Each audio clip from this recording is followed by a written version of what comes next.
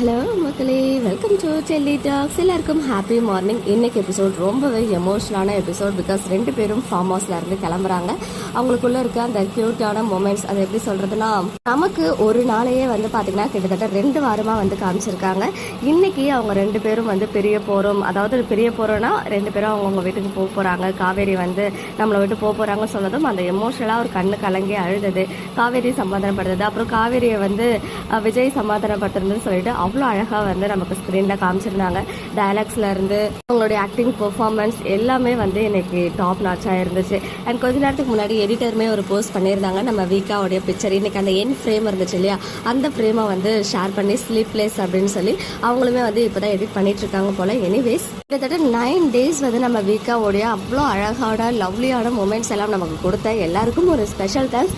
இது வந்து கண்டிப்பாக கொஞ்ச நாளைக்கு அதிரடியான திருப்பங்கள் தான் இருக்க போகுது, அது நமக்கு தெரியும்.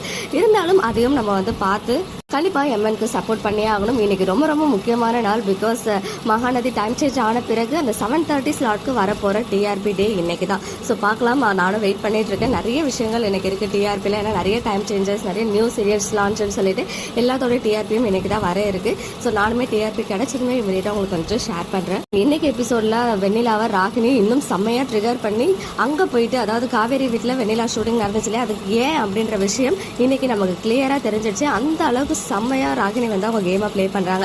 ஒரு சைடு என்னன்னா அவங்க ஹஸ்பண்டையே வந்து வச்சு விளையாடுறாங்க, இன்னொரு சைடு வெண்ணிலா கிட்ட போயிட்டு விஜய் கிட்ட தானே பேசியிருக்க, காவேரி கிட்ட போய் பேசு அப்படின்னு சொல்லி அந்த தாலியை பத்தி பேசுறது, அப்புறம் விஜய்க்கு உன் மேலதான் லவ் இருக்கு அப்படின்ற மாதிரி இன்னும் ஏற்றி விடுறாங்க. நான் விஜய்க்காக என்ன வேணாலும் செய்வோம், உயிரை கூட கொடுப்பேன் அப்படின்னு சொல்லிட்டு வெண்ணிலா சொல்றாங்க. பட் ஃபேக்ட் என்னன்றது நம்ம எல்லாருக்கும் தெரியும். சூன் அவங்களுமே அதை வந்து ரியலைஸ் பண்ணுவாங்க. கார்ல வர அந்த சீன் இன்னைக்கு வந்தாச்சு. நம்ம கூட பின்னாடி தாத்தா இருக்க மாதிரிலாம் அந்த வீடியோவில் வந்துச்சு அப்படின்லாம் ரொம்ப கன்ஃபியூஸ் ஆனோம். பட் பின்னாடி தாத்தாலாம் கிடையாது, ஒன்லி காவேரி தான். அண்ட் அந்த கங்காவுடைய கால் வந்ததுமே விஜய் வந்து பேசி அந்த மிமிக்ரி பண்ணி பேசினாங்க இல்லையா, அப்படியே நம்ம மனசுல இருந்ததை அங்கே வந்து விஜய் பேசி தீர்த்துட்டாரு.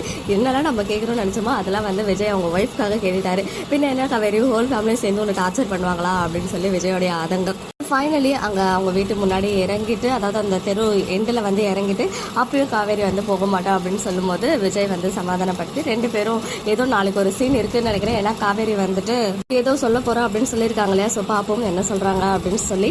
வீக்கே ஃபாஸ்ட்டாக போன மாதிரி தான் இருக்குது. பிகாஸ் இன்னும் ஒரே ஒரு எபிசோட் தான் பெண்டிங் இருக்குது. மேக்ஸிமம் எனக்கு ப்ரோமோ வரணும், பட் ஏன் இன்னும் வரல அப்படின்றத தெரியல. ஸோ வெயிட் பண்ணி பார்ப்போம்.